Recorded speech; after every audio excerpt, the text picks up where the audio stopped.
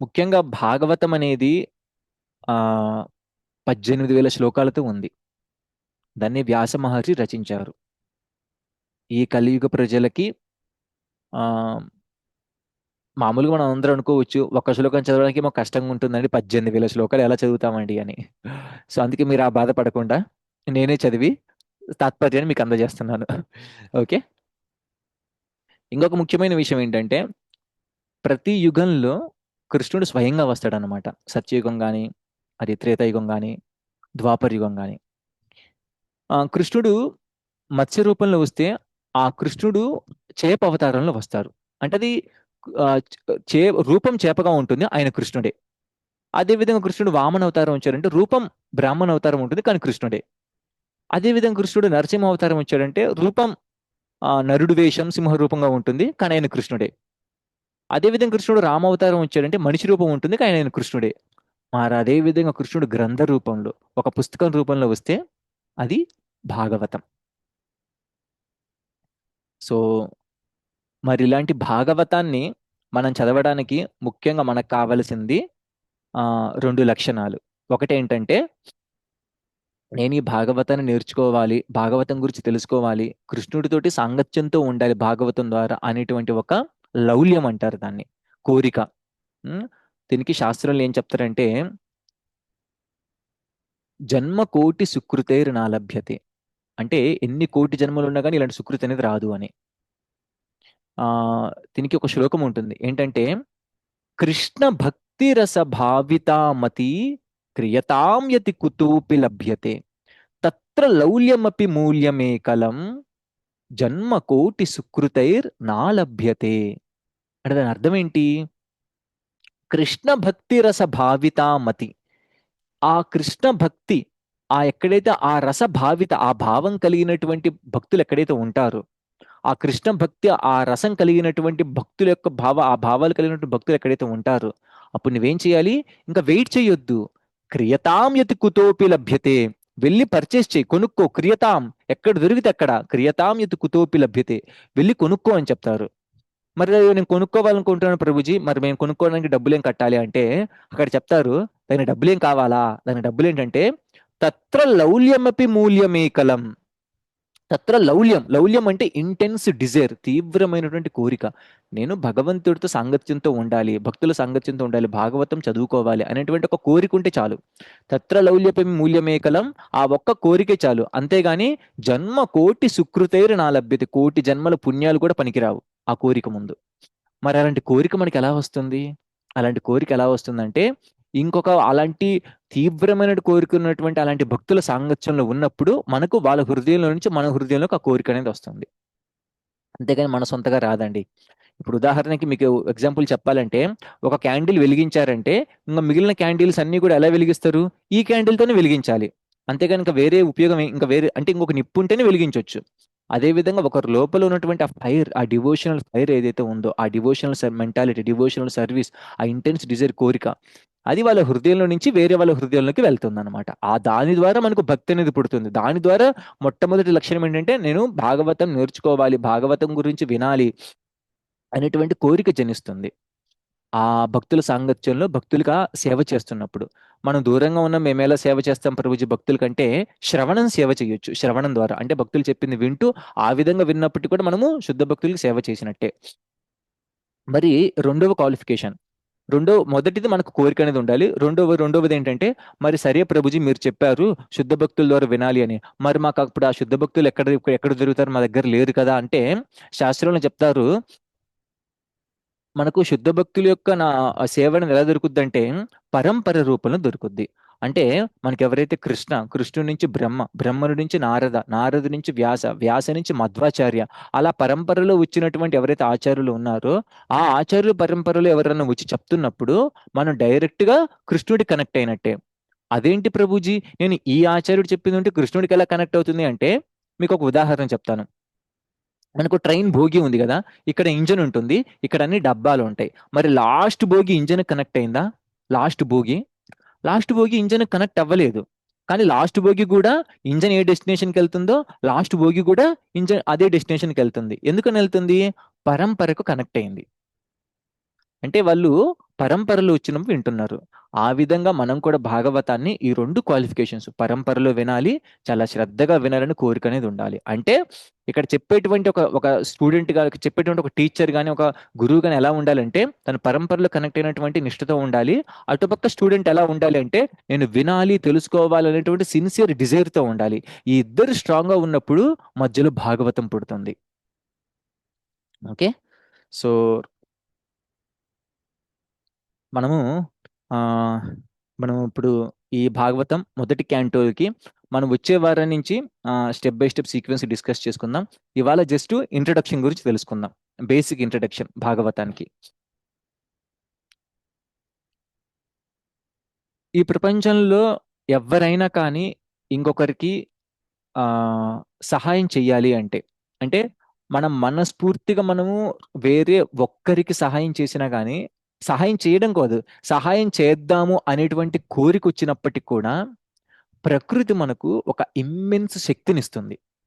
ఎంత శక్తినంటే మ- మనమే ఎప్పుడైనా ఆలోచించవచ్చు. మనం ఎవరైనా మనస్ఫూర్తిగా అంటే నిస్వార్థంగా నేను అతనికి ఎవరికి ఏదైనా సేవ చేసి నాకు ఏదైనా బెనిఫిట్ వస్తుంది ఇలాంటి కోరిక కాకుండా నాకు ఏ బెనిఫిట్ ఏం అవసరం లేదు, కానీ నేను వేరే ఒక వ్యక్తికి నిజంగా మనస్ఫూర్తిగా సేవ చేద్దాం అనుకుంటున్నాను అని ఎవరైనా నిజంగా మనస్ఫూర్తిగా అనుకుంటే తెలియకుండా నా వ్యక్తి చాలా చాలా సంతృప్తిగా ఉంటాడు. అది ప్రకృతి నియమం. ఒకవేళ తన దగ్గర సేవ చేసేటువంటి శక్తి లేకున్నప్పటికీ కూడా ప్రకృతి అనేది తనకి అంత శక్తినిస్తుంది. మరి ఒక్కరికి అంత సేవ చేద్దాం అనుకున్నప్పుడే మనకు అంత శక్తి అనేది వస్తుంటే, ఇమ్మెన్స్ శక్తి అనేది నేచర్ ఇస్తుంటే, వందల మందికి వేల మందికి ఎంతో మందికి సేవ చేద్దాము అనేటువంటి భావం కలిగినప్పుడు ఇంకెంత శక్తి వస్తుందండి. అలాంటి తత్పరత కలిగిన వాళ్ళే నైమిషారణ్య సేజెస్. అంటే నైమిషారణ్యంలో అడవులో ఉన్నటువంటి అక్కడ ఋషులు అక్కడ తపస్సు చేస్తున్నారు. నైమిషారణ్యం అంటే ఏంటంటే ఇది వరకు ఎవరైనా తపస్సు చేయాలంటే ఎవరన్నా ఏదన్నా భగవద్ సంబంధించిన కార్యక్రమాలు చేయాలంటే ఆ నైమిషారణ్య అడవులకు వెళ్ళేవారు. మనకు నార్త్ ఇండియాలో ఉంటుంది, ఉత్తర భారతదేశంలో ఉంటుంది అనమాట ఈ ప్రదేశం అనేది. సో చాలా పవిత్రమైనటువంటి స్థలం. ఆ స్థలంలో వాళ్ళు జనాలందరి యొక్క మంచిని కోరి వాళ్ళు ఏం చేశారంటే మేము భగవంతుడితో యాగం చేయాలనుకుంటున్నారు. మీరు చూడండి, మనల్ని ఎవరన్నా ఫోర్స్ చేసినప్పుడు అంటే మనకి ఎవరన్నా ఫోర్స్ చేసినప్పుడు ఆ నువ్వు వెళ్ళి ఒక మంచి చెయ్యి అంటే మనం ఏదో అయిష్టంగా చేస్తాం, అయినప్పుడు కూడా మనకు బెనిఫిట్ వస్తుంది. ఇప్పుడు సపోజ్ ఒక మదర్ ఉన్నారండి, వాళ్ళ చైల్డ్కి ఇదిగో 10 రూపీస్ తీసుకొని వీళ్ళ హుండీలో డబ్బులు వేసి రాపో అనగానే 10 రూపాయలు ఏంటి, ఆ హుండీలు ఏంటి, నాకు ఇస్తే నేను చాక్లెట్లు కొనుక్కొని హ్యాపీగా తింటాను కదా, ఎక్కడో హుండీలు వేసి రావడం ఏంటి అని పిల్లవాడు అనుకోవచ్చు. కానీ మదర్ చెప్పింది ఫోర్స్గా, సరే మదర్ చెప్పింది కదా దాన్ని ఫోర్స్గానే నేను వెళ్ళాలని చెప్పి ఫోర్స్కి వెళ్తాడు. సో కొంతమంది అలా ఫోర్స్గా వాళ్ళు మంచి చేసినప్పటికి కూడా వాళ్ళకి ఎంతో బెనిఫిట్ వస్తుంది అనమాట. అయితే ఇంకొకటి ఏంటంటే కొంతమంది మంచి ఫోర్స్తో కాదు తెలియకుండా చేస్తారు. ఉదాహరణకి మ్, ఆ, ఒకరు ఉన్నారు, వాళ్ళు ఏం చేశారంటే వాళ్ళు అసలు మేము భగవంతుడికి ప్రదక్షిణలు చేయమండి, మేము భగవంతుడికి ప్రదక్షిణలు చేయమండి, మీరు బాలాజీ బాలాజీ గోవింద గోవింద అంటారు కదా, అసలు నేను భగవంతుడి ప్రదక్షిణే చేయను. ఆ, ఎందుకు చేయాలి, నేను చేయకుండా నా పని నేను బిజీగా ఉంటాను, నా పని నేను బిజీగా ఉన్నప్పుడు ఆ నేను అసలుకి ప్రదక్షిణ చేయను అంటారు. సరే నాయనా నువ్వు అలా అంటున్నావు కదా, నువ్వు భారతదేశంలో అడుగుపెట్టు నీకు తెలియకుండానే భగవంతుడికి సేవ చేస్తావు అంటారు. ఏంటి, నేను లండన్ నుంచి భారతదేశానికి రావాలా, ఒకవేళ నేను భారతదేశం వచ్చినప్పటికి కూడా నేను భగవంతుడికి సేవ చెయ్యను అంటారు. సో తను ఒకసారి ఆఫీస్ పని మీద మధ్యప్రదేశ్ భోపాల్లో దిగాడండి. మధ్యప్రదేశ్లో దిగాడు. ఆ పని మీద వైజాగ్ వచ్చాడు. ఆ తర్వాత వైజాగ్ దాటిన తర్వాత తను తమిళనాడు వెళ్ళాడు. అక్కడి నుంచి గోవా వెళ్ళాడు. మళ్ళీ ఫ్లైట్ ఎక్కడానికి మధ్యప్రదేశ్ వెళ్ళాడు. భోపాల్ వెళ్ళాడు. వెళ్ళి తను మళ్ళీ లండన్ వెళ్ళిపోయాడు. లండన్ వెళ్ళిపోయిన తర్వాత వెళ్ళిపోయిన తర్వాత అక్కడ పనులన్నీ చూసుకున్నాడు. తన జీవితం ఇంకా భగవంతుడికి ఏం సేవ లేకుండా నేను చూడండి, నేను భారతదేశం వెళ్ళినా కానీ నా బిజినెస్ చూసుకున్నాను, భగవంతుడికి ఏం సేవ చేయలేదు, చూసావా నేను వచ్చి తిరిగి వచ్చాను అని వాళ్ళ అటెండర్తో వాళ్ళందరితో చెప్పి చాలా మురిసిపోతూ ఉన్నాడు. చివరికి తనకు మృత్యు వచ్చేసింది అనమాట. అప్పుడు యమదూతలు వచ్చి అరే ఇన్ని పాపాలు చేసినప్పటికీ కూడా తినని మేము ఎందుకు బంధించలేకపోతున్నాము అని యమదూతలు కన్ఫ్యూజ్ అయిపోతున్నారు. ఇతడు భగవంతుడికి అసలు ఒక సేవ కూడా చేయాలంటున్నాడు, ఇలాంటి వాళ్ళని అసలు తీసుకెళ్లిపోయాలి నరకాలకి మేము, మరి ఇలాంటి వాళ్ళని కూడా మేము ఎందుకు బంధించలేకపోతున్నాం. యమదూతలు రికార్డులు చెక్ చేస్తున్నారు అనమాట. యమధర్మరాజు దగ్గర రికార్డులు చెక్ చేస్తుంటే తను భారతదేశానికి వచ్చి భారతదేశంలో అడుగు పెడితే తెలియకుండానే సేవ జరిగిపోద్ది. మరి భారతదేశంలో ఆయన అడుగుపెట్టింది బిజినెస్ తోటే. మధ్యప్రదేశ్లో దిగాడు, వైజాగ్ వచ్చాడు, తమిళనాడు వెళ్ళాడు, గోవా వెళ్ళాడు, మళ్ళీ మధ్యప్రదేశ్కి భోపాల్కి వెళ్ళిపోయి మళ్ళీ అటు నుంచి అటు వెళ్ళిపోయాడు. మరి ఇక్కడ సేవ ఏం చేశాడు అనగానే అక్కడ ఏమర్థమైందంటే అతడు బాలాజీ చుట్టూ ప్రదక్షిణ చేశాడంట. బాలాజీ చుట్టూ ప్రదక్షిణ ఎలా చేశాడండి అంటే అసలు తిరుపతికే రాలేదు అనగానే అప్పుడు అర్థమైంది. సో ఎక్కడైతే ఈ భోపాలు, వైజాగ్, చెన్నై, ఇటు పోతే గోవా, మళ్ళీ ఇటు వెళ్ళినప్పుడు ఆ మధ్యలో తిరుపతి ధామం ఉంది. ఆ మధ్యలో బాలాజీ గుడి అనమాట. సో ఆ విధంగా చుట్టూ ఒక పరిక్రమ అనేది జరిగింది తనకు తెలియకుండానే. సో కాబట్టి ఎవరన్నా భారతదేశంలో అడుగు పెడితే నేను సేవ చెయ్యనురా బాబోయ్ నాకు సేవే వద్దు అనుకున్నప్పటికీ కూడా వాళ్ళు సేవ చేస్తారు. అది తెలియకుండానే సేవ జరిగిపోద్ది. అది భారతదేశం యొక్క గొప్పతనం. అందుకే శాస్త్రాలు అంటారు, భరత భూమితే హేళ మనుష్య జన్మయార జన్మ సార్థక కరి కర పర ఉపకార. అంటే భారతదేశంలో పుట్టినటువంటి ప్రతి ఒక్కరికి ఉన్నటువంటి ముఖ్యమైనటువంటి నియమం ఏంటంటే ప్రతి ఒక్కరు వాళ్ళ జన్మను సార్థకం చేసుకోవాలి, నెక్స్ట్ వేరే వారికి పరోపకారం చేయాలి అని. సో భారతదేశంకు గొప్పతనం అదే. ప్రతి ఒక్కరికి తెలుసో తెలియకుండానో వాళ్ళకి ఆటోమేటిక్ గా సేవ చేసేటువంటి గుణం అనేది వస్తుంది. మరి ఇక్కడ చూసినట్లయితే కొంతమంది ఫోర్స్గా సేవ చేస్తారు, కొంతమంది తెలియకుండానే సేవ చేస్తారు, కొంతమంది ఏదో ఫార్మాలిటీగా సేవ చేస్తారండి. అంటే మ్, వాళ్ళు ఫార్మాలిటీకి ఎందుకు చేస్తారంటే వాళ్ళ దగ్గర చాలా చాలా మంది ఇది తెలిసిన సత్యమే, నేను ఓపెన్ గా చెప్తున్నాను అందరికీ. ఆ మీరందరికీ తెలుసు బాలాజీతో చాలా మంది బిజినెస్ చేస్తారనమాట. బాలాజీ నేను ఒక 100 కోట్లు బిజినెస్ చేస్తున్నాను, అందులో 10% నీకే, 10 crores నీకు ఇస్తాను. మీరు నమ్మండి నమ్మకపోండి, చాలా మంది అలా బిజినెస్ బాలాజీతో బిజినెస్ చేసి చాలా సక్సెస్ఫుల్ అయిన వాళ్ళు చాలా మంది ఉన్నారు. సో బాలాజీని ఈ విధంగా ఉపయోగించుకుంటారు అనమాట. అంటే దాని అర్థం ఏంటంటే వాళ్ళు ఫార్మాలిటీకి ఎందుకు చేస్తారంటే ఓకే నేను భగవంతుడికి ఇది చేస్తే నాకు ఇంత బెనిఫిట్ వస్తుంది కదా అనేటువంటి ఉద్దేశంతో కొంచెం ఫార్మాలిటీ చేస్తారు. ఇంకొంతమంది ఏంటంటే ఓకే మా కుటుంబంలో మా నాన్న చేస్తున్నారు భక్తి, మా అమ్మ చేస్తున్నారు, అదే విధంగా నేను కూడా చెయ్యాలి, ఓకే రిచువల్ గా ఏదో నమ్మకం లేకున్నా కానీ ఏదో ఫార్మాలిటీగా చేస్తున్నారు. సో అలా చేసినప్పటికి కూడా ఒక రకమైనటువంటి సేవ అనేది వస్తుంది.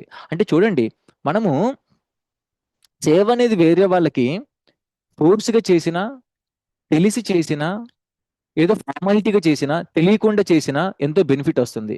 మరి సేవ చెయ్యాలి అని తెలిసి తెలిసి చాలా తత్పరతో ఉన్నటువంటి వారికి ఇంకెంత బెనిఫిట్ వస్తుందో చూడండి. ఇలాంటి కండిషన్ లో ఉన్నారు నైమిషారణ్య ఋషులు.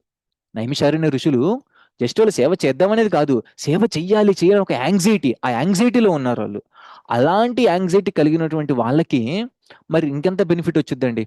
సో వాళ్ళకు ఉన్నటువంటి ఆ యాంగ్జైటీ ఏంటంటే ఈ కలియుగంలో ఉన్నటువంటి ప్రజలు ఎవరైనా కూడా చాలా మంది తక్కువ కాలం బతుకుతారు. ప్రాయేణ అల్పాయుష సభ్య కలౌ అస్మిన్ యుగే జన మంద సుమంద మతయో మంద భాగ్యాహి ఉపద్రుత. అంటే కలియుగంలో ఉన్నటువంటి జనాలు చాలా తక్కువ కాలం బతుకుతారు. వాళ్ళు మంద సుమంద మతయో, వాళ్ళ బుద్ధి చాలా తక్కువగా ఉంటుంది. సరిగ్గా బుద్ధి ఉన్నప్పటికీ కూడా భక్తిలో ఎంటర్ అయినప్పటికీ కూడా మళ్ళీ డీవేట్ అయిపోతూ ఉంటారు. ఇన్ని ఉన్నప్పటికీ కూడా ఎప్పుడు ఏదో డిస్టర్బెన్స్ తో ఉంటారు. అలాంటి వాళ్ళు ఏమీ చేయలేరు, భక్తి అనేది కొంచెం కూడా చేయలేకపోతున్నారు. అలాంటి వారి శ్రేయస్సు కోసం మేమందరం కలిసి యాగం చేస్తాము అని ముందుకొచ్చిన వారే నైమిషారణ్య సేజెస్. సో మీరందరూ ఇక్కడ అబ్జర్వ్ చేసినట్లయితే చాలా మంది అనుకుంటారు సేజస్సు, ఋషులు ఏదో గడ్డాలు పెంచేసుకొని ఏదో అడవుల్లోకి వెళ్ళిపోయి ఏదో హిమాలయాలకు వెళ్ళిపోయి ఏదో తపస్సు చేసుకుంటూ ఉంటారు. ఆ ఇంకా వాళ్ళతో సొసైటీతో సంబంధమే లేదు అనుకుంటారు. కానీ నిజమైన ఋషి ఎవరంటే, నిజమైన సేజస్ ఎవరంటే ఎవరైతే తన తన సొంత తన సొంత ప్రాబ్లమ్స్ కూడా వెనకాడకుండా ప్రజలందరి కోసం రిస్క్ తీసుకుంటారు, ప్రజలందరి శ్రేయస్సు కోసం రిస్క్ తీసుకుంటారు, అలాంటి వారు నిజమైన ఋషి. ఋషి అంటే తన కన్వీనియన్స్ కోసం చూసుకోకుండా తనకి ఇన్కన్వీనియన్స్ అంటే తనకు కొంచెం ఇబ్బంది కలుగుతున్నప్పటికీ కూడా, తనకు రిస్క్ ఉన్నప్పటికీ కూడా తన జీవితానికి అయినప్పటికీ కూడా నేను రిస్క్ తీసుకుంటాను, అందరికీ ఉపయోగపడుతుంది, అందరికీ మేలు జరుగుతుంది, అందరికీ శ్రేయస్సు జరుగుతుంది అనేటువంటి భావన కలిగి ఉన్న వారే ఋషులు. అలాంటి వారే ఈ నైమిషారణ్య ఋషిస్. మరి కాబట్టి మనం ఎప్పుడైనా కానీ ఎవరైనా కానీ ఆ ఎస్పెషల్లీ కలియుగంలో ఎవరన్నా హరినామ సంకీర్తనలతోటి ముందుకొచ్చి ఎవరైనా చేస్తున్నారు అంటే వాళ్ళు ఈ కలియుగంలో నిజమైనటువంటి ఋషులు.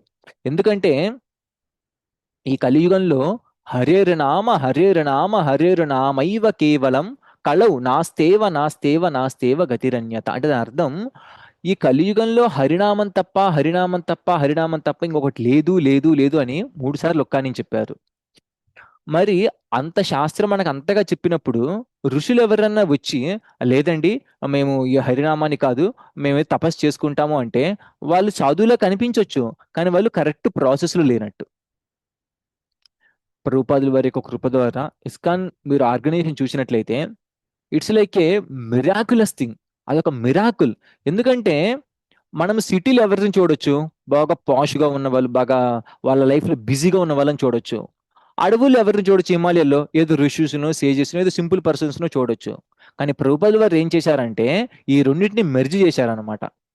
అంటే ఒక సెయింట్లీ పీపుల్ ని సెంటర్ ఆఫ్ ద సిటీలో ఉంచి సంసార సాగరంలో కొట్టుకోబోతున్నటువంటి చాలా మందిని తట్టి లేపే విధంగా ప్రయత్నాలు చేశారనమాట. ఇంకా చెప్పాలంటే ప్రభుపాదుల వారు ఈ ప్రపంచంలోనే మాయా దేశం, అన్నిటికంటే మాయ ఎక్కువ ఉన్నటువంటి దేశం ఏది? అమెరికా. అమెరికాలో కూడా ఇంకా ఎక్కువ మాయ ఉన్న దేశం న్యూయార్క్. న్యూయార్క్ లో కూడా బోవరి, బోవరి అనే ఒక ప్లేస్ ఉంటుంది అనమాట. అక్కడ అందరూ ఆడవాళ్ళు మగవాళ్ళు డ్రగ్స్ తీసుకుని అలా రోడ్ల మీద పడిపోయి ఉంటూ ఉంటారు అనమాట. వాళ్ళు వాళ్ళు హిప్పీస్ అంటారు. అలాంటి వాళ్ళ మాయా మధ్యలోకి వెళ్ళి ప్రభుపాదుల వారు ఈ భాగవతాన్ని తీసుకెళ్లారనమాట. అయితే ప్రభుపాదుల వారు తను ఆ అమెరికాకు వెళ్లే ముందు చాలా మంది అంటున్నారు అనమాట, స్వామీజీ మీరు అమెరికాకు వెళ్తున్నారు కదా అని. అప్పుడు ప్రభుపాదుల వారు ఇలా అంటారు, తప్పు తప్పు, నేను అమెరికాకి వెళ్ళట్లేదు, ఈ భాగవతం అమెరికాకు వెళ్తుంది, నేను ఈ భాగవతానికి అసిస్టెంట్ గా సేవకుడిగా వెళ్తున్నాను అని చెప్పారు. అది ప్రభుపాదుల వారి కాన్షియస్నెస్. అందుకే ఆయన మాయా నగరానికి వెళ్ళినప్పటికీ కూడా పెద్ద ఎఫెక్ట్ అవ్వలేదు. ఎందుకంటే ఆయన భాగవతం వాళ్ళని మారుస్తుంది, నేను అసిస్ట్ చేస్తున్నాను అని అనుకున్నారు ఆయన. కాబట్టి భాగవతం అనేది మనం అందరం అనుకోవచ్చు ఒక పుస్తకంలే, ఏదో రోజు కొంచెం చదువుదాంలే, ఆ ఏదో రిచువలిస్టిక్ ఏదో అయిపోతుందిలే అని అనుకోవచ్చు. కానీ ఎవరైతే భాగవతంతో ప్రతిరోజు ఒక గంట గంటన్నర 2 గంటలు అలా కూర్చొని స్పెండ్ చేస్తారో వాళ్ళ జీవితంలో తెలియకుండానే మిరాకిల్స్ జరుగుతాయి అన్నమాట. ఎంతగా అంటే మీ అందరికీ ఆ గోవర్ధన్ ఎక్కువ విలేజ్ తెలుసు, మన ప్రణవానంద ప్రభు గారు చాలా మందిని తీసుకెళ్లారు కూడా అక్కడికి. గోవర్ధన్ ఎక్కువ విలేజ్ లో అక్కడ డైరెక్టర్ ఉండేవారు గౌరంగ ప్రభు అని. సో గౌరంగ ప్రభు ఒకసారి అన్నారు, ఆ గోవర్ధనకు వెళ్ళి స్టార్టింగ్ అది మొత్తం అడవి ప్రాంతం అన్నమాట. అడవి అన్ని చెట్లు ఉండేవి, వాటన్నిటిని కొట్టేసి కొంచెం తీసేసి కొన్ని కొన్ని చెట్లు అలాగే ఉంచారు, కొన్ని చోట్ల కొట్టేసేసి మంచిగా టెంపుల్స్ అవన్నీ కట్టి భక్తులందరి అంటే వచ్చే వాళ్ళందరికీ భక్తి సేవలు ఇవ్వడానికి అలా చేశారు. లేదంటే చెట్లను కొట్టేవాళ్ళు కాదు వాళ్ళు. అలా కొట్టేసి రూములన్నీ భక్తులు రావడం ఉండడానికి కట్టి అలా నీట్గా చేశారు.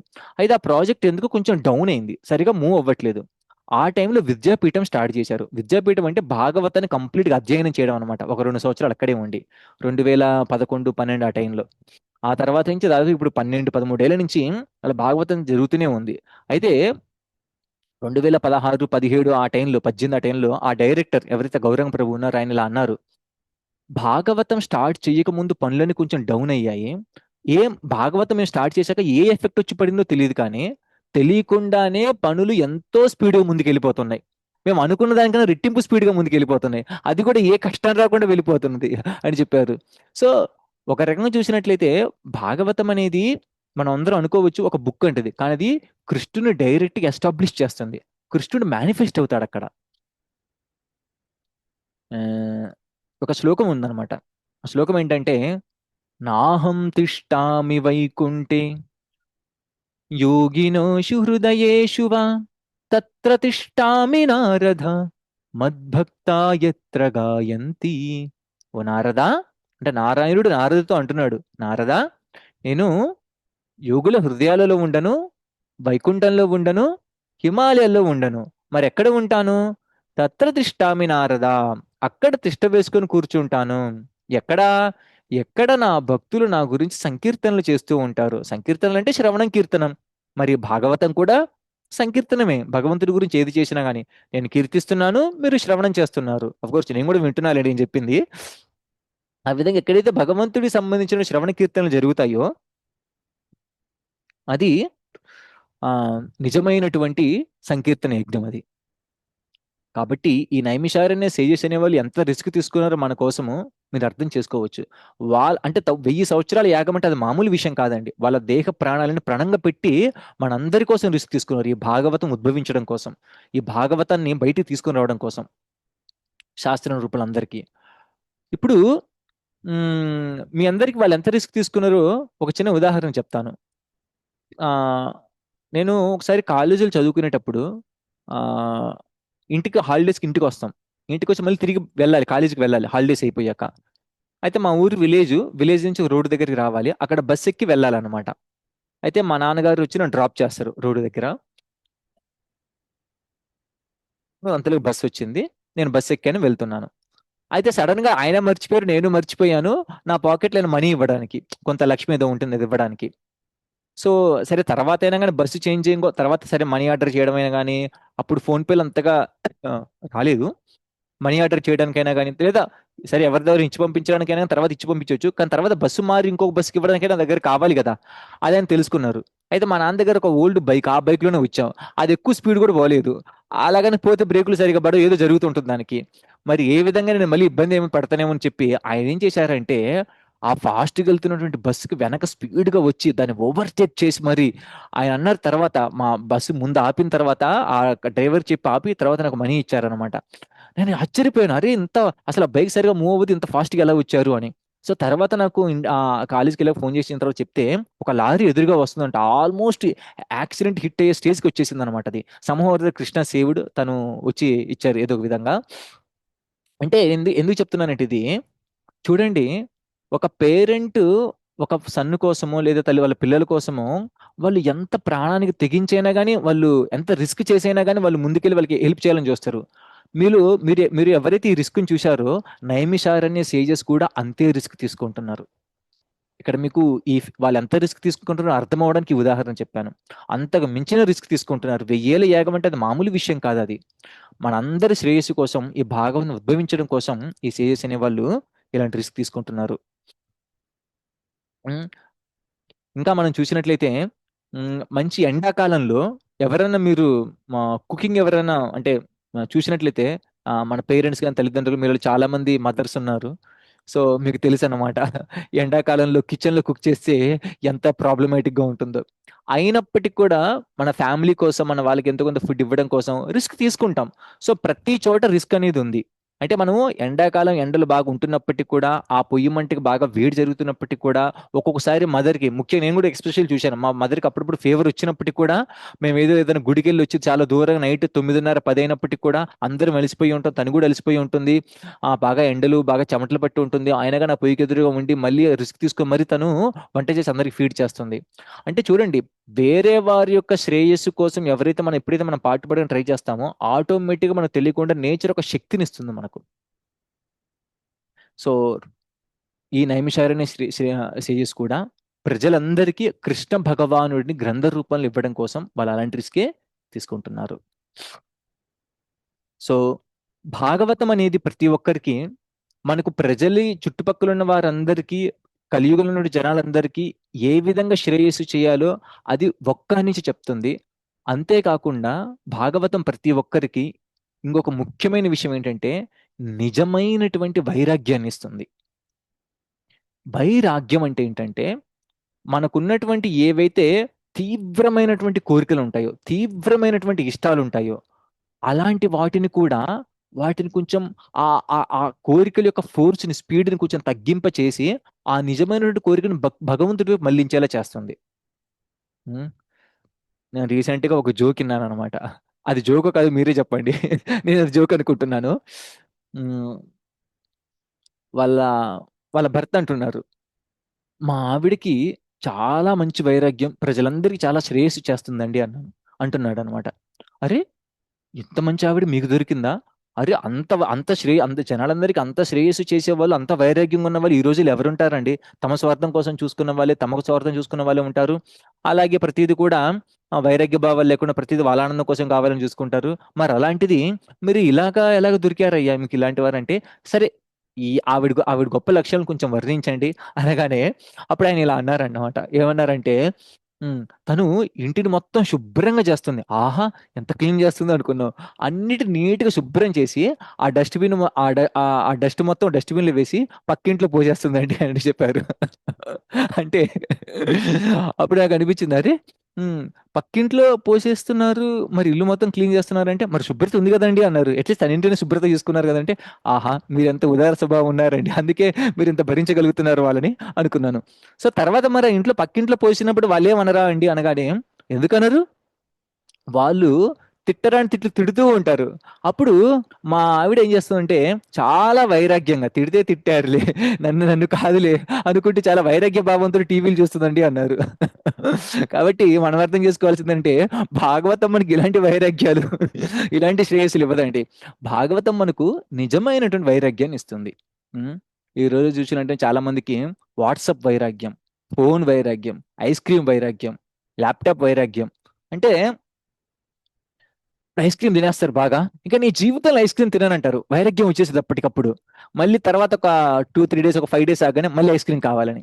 అర్థమైందా? మన వైరాగ్యాలు చాలా ఫ్లిక్కరింగ్ అన్నమాట. కొంతకాలం వైరాగ్యాలు. అది నిజమైన వైరాగ్యం కాదు. వైరాగ్యాల్లో 6 రకాల వైరాగ్యాలు ఉన్నాయండి. అవి చర్చించుకోపోతే ఇవాళ క్లాస్ అంతా అదే అవుద్ది. ఒక ఒక ఒక ఒక టైప్ చెప్తాను. శ్మశాన వైరాగ్యం అని ఒకటి ఉంది. అంటే ఎవరైనా చనిపోతే మోసుకొని వెళ్తారండి. కాటి వరకు అక్కడి వరకు మోసుకొని వెళ్తారు. అందరూ చాలా డీప్ ఫిలాసఫీకి వెళ్ళిపోతారు అనమాట లోపలికి. ఇంకా ఈ జీవితం ఇంతే. ప్రతి ఒక్కరు మట్టిలో కలిసిపోవాల్సిందే. ప్రతి ఒక్కరు కాలు బూడిదైపోవాల్సిందే. ఏముంది చెప్పు? ఎందుకు వెంపర్లాడుతున్నాం ఇదంతా? అనేటువంటి ఒక తీవ్రమైనటువంటి వైరాగ్యం చూపిస్తారు. అక్కడి నుంచి దాటి కొంచెం బయటికి రాగానే మళ్ళీ వాళ్ళ బిజినెస్ లో హడావిడి అయిపోతారు. ఫోన్లు చేసి అది లేదు, ఇది లేదు, అది పోయింది, ఇది పోయింది. ఇంకా భగవంతుడి గురించి పూర్తిగా మర్చిపోతాం అనమాట. వైరాగ్యం ఉండదు, ఏముండదు. దీన్ని శ్మశాన వైరాగ్యం అంటారు. అంటే తాత్కాలిక వైరాగ్యాలు. కానీ భాగవతం అనేది అలా కాదండి. నిజమైనటువంటి వైరాగ్యాలను ఇస్తుంది మనకు. నిజమైనటువంటి వైరాగ్యం అంటే ఎప్పటికీ అంటే వాసుదేవే భగవతి భక్తి యోగ ప్రయోజిత జనయతి ఆశు వైరాగ్యం జ్ఞానం చ యత్ అహైతుకం. అంటే అది వైరాగ్యం జ్ఞానాన్ని రెండిస్తుంది. వాసుదేవే భగవతి భక్తి యోగ ప్రయోజిత. ఆ వాసుదేవుడికి భక్తితో చేయడం వల్ల వచ్చేటువంటి ప్రయోజనం ఏంటంటే మొట్టమొదట రెండు రెండు వస్తాయి మనకు: జ్ఞానం, వైరాగ్యం. ఎప్పుడైనా చూడండి, ఐస్ క్రీమ్ తినొద్దు తినొద్దు అంటే ఎవరైనా కాముగా ఉండరు. కానీ ఎప్పుడైతే ఐస్ క్రీమ్ తిన్న తర్వాత ఎవరైతే నీకు జలుబు వస్తుంది, తర్వాత నువ్వు డాక్టర్కి వెళ్ళాలి, తర్వాత చీదుకుంటూ ఉండాలి, తర్వాత నీకు తలనొప్పి వస్తుంది, 10 రోజులు బెడ్ రీడన్ అవ్వాలి, ఇలాంటి జ్ఞానాన్ని ఇచ్చినప్పుడు ఆటోమేటిక్ అవును కదా ఇలా చేయకూడదు చేయకూడదు అని ఒక రకమైన స్టాపేజ్ వచ్చింది మనకు. అంటే వైరాగ్యం అనేది నిజమైన జ్ఞానాన్ని ఇవ్వడం ద్వారా వస్తుందనేది. సో నిజమైన జ్ఞానం ఇవ్వడం ద్వారా ఆ వైరాగ్యం అనేది చాలా స్ట్రాంగ్ గా జనరేట్ అవుతుంది. మరి అది కంటిన్యూ అవ్వాలంటే ఆ తర్వాత మనం భగవంతుడికి భక్తి చేసినప్పుడు అది కంటిన్యూ అవుతుంది. అది నిజమైనటువంటి వైరాగ్యం. అంటే ఏ విధంగా కంటిన్యూ అవుతుంది అంటే, మనం ఎప్పుడైతే మనకున్నటువంటి కోరికలని, మనకున్నటువంటి ఇష్టాలని, వాటన్నిటిని ఒకరి వైపు డైవర్ట్ చేసినప్పుడు, మనందరికీ ఉన్నది ఒక్క హృదయమే, ఒక్క మైండే. వాటిని ఒకవైపు డైవర్ట్ చేశాక ఇంకొక దానికి ఇవ్వడానికి ఛాన్స్ లేదు కదా. ఉన్నాయి రెండే రెండు. ఒకటి కృష్ణ, రెండు మాయ. నువ్వు కృష్ణుడి వైపు ఎంగేజ్ అయిపోతే కంప్లీట్ గా ఇంకా నీకు మాయా వైపు ఎక్కడుందా ఈ ఛాన్స్ రావడానికి? లేదు కదా. దీన్ని భగవద్గీతలు అంటారు పరం దృష్ట్వా నివర్తతే, ఎక్స్పీరియన్స్ ద హయ్యర్ టేస్ట్.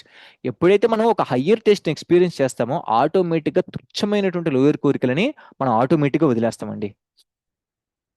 కాబట్టి మనం అందరం గమనించాల్సింది ఏంటంటే భాగవతం అనేది ఇలాంటి వైరాగ్యాలను ఇస్తుంది. అదే విధంగా కాకుండా భాగవతం అనేది ఇంకోటి కూడా ఇస్తుంది. అదేంటంటే నిజమైనటువంటి జ్ఞానాన్ని ఇస్తుంది. మనము ఈ నిజమైనటువంటి జ్ఞానం ఏంటండి అని మన డౌట్ రావచ్చు. మనం ఈ బయట ప్రపంచాన్ని చూసినట్లయితే ప్రతి ఒక్కరు మనకు ఫాల్స్ ప్రామిసెస్ చేస్తారండి. ఫాల్స్ ప్రామిస్ అంటే అబద్ధమైనటువంటి ప్రామిసులు. మనం చూడొచ్చు. ఎలక్షన్స్ వచ్చాయంటే ఒక్కొక్క పొలిటిషియన్ ఎన్ని ప్రామిసులు చేస్తాడు. మీరున్న ఇంటికి నేను వైకుంఠాన్ని తీసుకొచ్చేస్తాను, వైకుంఠం ఒకటే తక్కువ గోలోకాన్ని తీసుకొచ్చి ఇచ్చేస్తానంటారు. మనం అందరం గుడ్డిగా నమ్మేసి ఓట్లు వేసేస్తాం. ఆ తర్వాత అర్థమవుద్ది ఇంటి ముందున్న రోడ్డు గుంతలతోనే ఉంది, వైకుంఠం పక్కన పెట్టి పక్కన పక్కన వదిలేసి అని. మనకి అర్థం చేసుకోవాల్సింది ఏంటంటే మనం ఎన్నోసార్లు అబద్ధ ప్రచారం తెలిసినప్పటికీ కూడా మనం వాటికి బందీ అయిపోతాం అనమాట. ఒక ఫేమస్ ఎగ్జాంపుల్ చెప్తాను, ఉదాహరణ చెప్తాను. ఏ విధంగా అడ్వర్టైజ్మెంట్లు మనకు ఫాల్స్ ఫాల్స్ ప్రామిస్ చేస్తున్నాయో. స్టార్టింగ్ మనకు కోల్గేట్ మీకు వచ్చింది, మీకు తెలుసు కోల్గేట్ పేస్ట్ వచ్చినప్పుడు స్టార్టింగ్ పేస్ట్ కోల్గేట్ తో వచ్చింది అనమాట. అది నాకు తెలిసినంత వరకు. అయితే వాళ్ళు ఏం అడ్వర్టైజ్ చేశారు తెలుసా? మీరందరూ బొగ్గుతోటి ఉప్పుతోటి పళ్ళు దొంకుంటున్నారు కదా, అది మూఢ మూఢ పద్ధతి, మూఢకాలం. కోల్గేట్ వాడండి, ఇది అందరు లేటెస్ట్ అన్నమాట. అప్పుడు ఆ తర్వాత అందరిని ఫాల్స్ ప్రామిస్ చేసి మీ పళ్ళు అలా షైనింగ్ అవుతాయి, ఇలా షైనింగ్ అవుతాయి. వాళ్ళు ఎవరు ఒక మంచి హీరోయిన్ హీరో వస్తారు, ఒకరు ఇద్దరు బ్రష్ చేస్తారు, ఇద్దరు నవ్వగానే ఒక కాంతి వచ్చింది పళ్ళ నుంచి. ఆహా ఓహో ఇది ఇంతగా దిగద కాంతివంతం అంటారు. అదందరూ మనం గుడ్డిగా నమ్మేసి ఆ పేస్ట్లు వాడాము. ఆ తర్వాతే అందరికీ పంటి రోగాలు ఎక్కువైపోయాయి. అప్పటి వరకు డెంటిస్ట్లు అనేవాళ్ళు చాలా తక్కువ. ఇప్పుడు వీధికి ఒక డెంటిస్ట్. అందరికీ పళ్ళ రోగాలు. ఆ తర్వాత పళ్ళు పుచ్చిపోవడం స్టార్ట్ అయ్యి అన్ని స్టార్ట్ అయ్యాయి ఆ పేస్ట్లు వాడడం వల్ల, ఆ కెమికల్స్ వాడడం వల్ల. అంటే ఇవన్నీ ఫాల్స్ ప్రామిసులు అనమాట. అప్పుడేమో మీరు ఉప్పుతో తోముతున్నారు అన్నవాళ్ళు ఇప్పుడు అడ్వర్టైజ్మెంట్ చూడండి ఏమొచ్చుద్ది, మీ పేస్ట్ లో ఉప్పు ఉందా అని అడుగుతారు అనమాట. మీ పేస్ట్ లో ఉప్పు లేదా, అయితే ఆ పేస్ట్ వేస్ట్ అంటారు. అంటే స్టార్టింగ్ లో ఉప్పు వాడుతున్నందుకు ఎగతాళి చేసింది వాళ్ళే, ఇప్పుడు ఉప్పు వాడనందుకు వాడండి అని చెప్పి మళ్ళీ ప్రమోట్ చేస్తుంది వాళ్ళే. మధ్యలో ఎవరండి మనము? ఫూల్స్ అయిపోయాం మనం అడ్వర్టైజ్మెంట్ లో. కాబట్టి మనం అర్థం చేసుకోవాల్సింది ఏంటంటే ఈ ప్రపంచం మొత్తం కూడా మనకి ఒక ఫాల్స్ ప్రామిసులు అనేది ఇస్తుంది అనమాట. ఇంకొక ఫేమస్ ఎగ్జాంపుల్ ఏంటంటే, మీ అందరూ టైటానిక్ షిప్ అని తెలుసు. సో టైటానిక్ షిప్ ఆ తయారు చేసినటువంటి వ్యక్తులు ఎంత కాన్ఫిడెన్స్ తో ఉన్నారంటే, దాని కింద టైటానిక్ అని రాసి క్యాప్షన్ లో ఒక స్లోగన్ ఏంటంటే, ఎవరికైనా తెలుసు ఆ స్లోగన్ ఏంటో? ఈవెన్ గా దేవుడు కూడా ముంచలేడు అని. Even God cannot sink, even దేవుడు కూడా దీనిని ముంచేయలేడు అని రాశారనమాట. ఎంత ప్రౌడ్ చూడండి. Even God cannot sink. Um, ఆ టైటానిక్ ఓపెనింగ్ అప్పుడు చాలా మంది బుక్ చేసుకున్నారు. ఎంతో మంది బుక్ చేసుకొని నీట్ గా అందరూ వాళ్ళ సపరేట్ బిడ్స్ అరేంజ్ చేసుకొని, ఎంత పెద్ద షిప్ కి అసలు ఇంకా దీనికి తిరిగే లేదు, అందరూ టెస్టులు అన్ని చేసిన తర్వాత ఇంక దీనికి తిరిగేలేదని మొదలు పెట్టారనమాట ఓడ ప్రయాణాన్ని. ఉమ్, అంత అంత ప్రామిస్ తో ఉండకూడదు మనం ఇప్పుడు కూడా. జనరల్ గా ఎప్పుడు మనం ఫాల్ డౌన్ జరుగుద్దంటే, ప్రైడ్ కమ్స్ బిఫోర్ ఫాల్ అనే ఒక స్లోగన్ ఉంటుందండి. మన ఫాల్ డౌన్ జరిగేటప్పుడు అహంకారం వచ్చుద్దంట. ఎవరైతే అహంకారం ఉంటారో ఆ నెక్స్ట్ స్టెప్ వాళ్ళకి జరిగేది ఏంటంటే గోతిలో పడిపోతారు. అందుకే వాళ్ళు టైటానిక్ ఇది గాడు కెనాట్ సింక్. జనరల్ ఏదైనా ఓడకెళ్ళేటప్పుడు ఆ లైఫ్ బోట్లను కొన్ని ఉంటాయి. ఏదైనా ఓడ ఏదైనా మునిగిపోతున్నప్పుడైనా కానీ, డేంజర్ ఉన్నప్పుడైనా కానీ, ఎక్కువగా లైఫ్ జాకెట్లు కానీ, ఎక్కువగా వేరే లైఫ్ బోట్లు కానీ, వేరే బోట్లు ఉంటాయి. అవి జనాలు ఎంతమంది ఉంటారో అంతమంది సరిపడగా పెడతారనమాట అక్కడ ఎక్కువ క్వాంటిటీలో. కానీ ఇది ఈవెన్ గాడ్ కెనాట్ సింక్ కదా, దీనికి అవసరం లేదు లైఫ్ బోట్లు. లైఫ్ జాకెట్ కూడా అంతకు అవసరం లేదు. అందుకని వీటిని తక్కువ తక్కువనే పెట్టారు. చివరికి అది మునిగిపోయేటప్పుడు చాలా తక్కువ మంది వాటిని ఉపయోగించుకున్నారు. ఆ లైఫ్ జాకెట్ లైఫ్ బోట్స్ లేక చాలా మంది మునిగిపోయారు అనమాట. కాబట్టి మనం అర్థం చేసుకోవాల్సింది ఏంటంటే, ఈ బాహ్య ప్రపంచంలో మనం ఎవరి దగ్గరికి వెళ్ళినా కానీ మనకు వచ్చేది జరిగేది ఒకటి, ఫాల్స్ ప్రామిస్. ఫాల్స్ ప్రామిస్ చేస్తున్నారు. అంతెందుకండి, మన చుట్టూ ఉన్నటువంటి రిలేషన్స్, మన కుటుంబాల పరిసరాలు ఉన్నటువంటి వాళ్ళే మనకు మంచి చేద్దాం అనుకున్నప్పుడు కూడా మంచి చేయలేరు. ఎందుకంటే ఈ సొసైటీ ఎలా తయారైందంటే, ఇది మంచి ఫ్రూట్ తీసుకొని ఇవ్వగానే దాంట్లో ఎన్ని కెమికల్స్ ఉన్నాయో, అది ఎన్ని ఉన్నాయో. సో నీ హృదయం మంచిగా ఉన్నప్పటికీ కూడా ఆ ఫ్రూట్ సరిగా లేదనమాట. కానీ భాగవతం మనకేం చెప్తుందంటే, నిగమ కల్పతరోర్గలితం ఫలం శుకముఖాదమృత ద్రవ సంయుతం పిబత భాగవతం రసమాలయం ముహిరహో భవుక భువి భావుక. ముహిరహో రసిక భువి భావుక. అంటే దాని అర్థం ఏంటంటే, భాగవతం అనేది ఒక రైపెండ్ ఫ్రూట్ అన్నమాట. అది ఫాల్స్ ప్రామిస్ కాదు, అది అది ట్రూ ప్రామిస్. నీకు క్రిస్టల్ క్లియర్ గా చూపించి చెప్తుంది, ఓకే ఇది ఫాల్స్ ప్రామిస్, ఇది రియల్ థింగ్. వేద్యం వాస్తవమత్ర వస్తు శివదం తాపత్రయోన్మూలనం. అంటే వేద్యం వాస్తవం అత్ర వస్తు, వాస్తవ వస్తువు ఒక నిజమైనటువంటి వస్తువు ఏదైనా ఉందంటే అది భాగవతం. అది ఎందుకు నిజమైన వస్తువు అని చెప్పారంటే, మనకు క్రిస్టల్ క్లియర్ గా ఒక టార్చ్ లైట్ వేసి చూపిస్తుంది అనమాట. ఇది రైట్, ఇది రాంగ్, దీన్ని నువ్వు చూస్ చేసుకోవాలి. ఎప్పుడైతే మనం ఒక చీకటి రూమ్ లోకి వెళ్ళిపోయినప్పుడు, ఆ రూమ్ లో ఎక్కడైనా పాములు ఉంటే మనకు అర్థం కాదు, ఎక్కడ ముళ్ళు ఉంటే ఏముంటాయి, అన్ని చీకటిగా ఉన్నప్పుడు. కానీ ఎక్కడ టార్చ్ లైట్ ఉన్నప్పుడు మనకి ఈజీగా అర్థమవుద్ది, ఇది ముళ్ళు, ఇది పాము, ఇక్కడ నడవకూడదు, ఇక్కడ నడవాలి అని చెప్పి. అదే విధంగా భాగవతం మనకు చూపిస్తుంది అనమాట. భాగవతం అనేది బయట ఉన్నటువంటి సమాజాన్ని మన కళ్ళకి సమాజానికి మనకు కళ్ళకి కట్టినట్టుగా చూపిస్తుంది అనమాట. అప్పుడు మనం అర్థం చేసుకోవచ్చు, ఓకే ఇది తప్పు, ఇది రైట్ అని. సో అలాంటి విచక్షణ జ్ఞానాన్ని ఇచ్చేదే భాగవతం. అదొక టార్చ్ లైట్ అంటారు, దీన్ని టార్చ్ బ్యానర్స్ అంటారు వీటిని, ఇలాంటి శాస్త్రాలని. కాబట్టి ఇలాంటి శాస్త్రాలను తప్పకుండా ప్రతి ఒక్కరూ తమ యొక్క సమయాన్ని తీసుకొని వాళ్ళు వెచ్చించి, మీరందరూ కూడా వచ్చే వారం నుంచి తప్పకుండా అటెండ్ అవుతారని ఆశిస్తున్నాను. ప్రతి ఒక్కరు అటెండ్ అవ్వడానికి ప్రయత్నించండి. భగవంతుడి యొక్క సాంగత్యం అంటే, భాగవతం అంటే మనం డైరెక్ట్ గా భగవంతుడితో సాంగత్యం తీసుకుంటున్నాం అని అర్థం చేసుకోండి. సో అది భాగవతం గురించి వింటున్నాము అంటే, కృష్ణుడు మన హృదయంలోకి చెవుల ద్వారా ఎంటర్ అవుతున్నాడు. శృణ్వతాం స్వకత కృష్ణ పుణ్యశ్రవణ కీర్తనం. అంటే ఆ ప్రవిష్ట కర్ణ రంధ్రేన, అంటే కృష్ణుడు కర్ణరంధ్రం ద్వారా లోపలికి ఎంటర్ అవుతాడు అనమాట. వెంటనే మన హృదయం లోపలికి వెళ్ళి ఇక్కడ ఉన్నటువంటి హృదయంతస్థోహి అభద్ర అని విధునోతి సుహృత్ సతాం, ఇక్కడ ఉన్నటువంటి అభద్రం ఏదైతే ఉందో దాన్ని వాష్ అవుట్ చేస్తాడు, క్లీన్ చేస్తాడు అనమాట. సో కాబట్టి తప్పకుండా ప్రతి ఒక్కరూ అటెండ్ అవ్వడానికి ప్రయత్నించండి. మనము శ్రద్ధగా నెక్స్ట్ వారం నుంచి ఇంకా స్టార్ట్ చేసుకుందాం. ఇది బేసిక్ ఇంట్రడక్షన్. నెక్స్ట్ వారం నుంచి మనం స్టెప్ బై స్టెప్గా మనం ప్రొసీడ్ చేసుకుందాం. ఓకే, సరే అయితే. సో మన వాట్సాప్లో కూడా మీరు ఎనీ టైం మీరు అడ్మిన్స్కి ఎవరైనా మెయిల్ చేయొచ్చు, మెసేజ్ చేయొచ్చు. మీరు గ్రూప్లో పెట్టడానికి ఏమైనా ప్రాబ్లం ఉన్నప్పుడు మీకు ఉన్నటువంటి సపరేట్ సందేహాలు మనకు వాట్సాప్ నెంబర్ ఉంది. వాట్సాప్ నెంబర్లో కూడా మీరు మెసేజ్ చేయొచ్చు, గ్రూప్లో అయినా పెట్టొచ్చు, లేదా పర్సనల్గా అడ్మిన్కి ఎవరైనా మెసేజ్ చేసినా వాళ్ళు నాకు ఫార్వర్డ్ చేస్తారు మీకున్న డౌట్స్ ఏది ఉన్నా. కానీ మీరు ఏదైనా ఫీడ్బ్యాక్ ఇవ్వదలుచుకున్నప్పటికీ కూడా నేను ఫీడ్బ్యాక్ ఫామ్ ఒకటి రిలీజ్ చేస్తాను మన వాట్సాప్ గ్రూప్లో. మీరు ఎనీ టైం అంటే వితౌట్ మీరు నేమ్ సేవింగ్ చెప్పినా ఒకటి చెప్పుకున్నా ఒకటే మీరు ఫీడ్బ్యాక్ ఏదైనా ఇవ్వచ్చు. తప్పకుండా వచ్చే వారం నుంచి మనము సిస్టమేటిక్గా భాగవతాన్ని చర్చించుకుందాం. ఓకే, అందరం ఒకసారి అన్మ్యూట్ చెప్దాం. హరే కృష్ణ మంత్రం చెప్పుకుందాం అందరం ఒకసారి.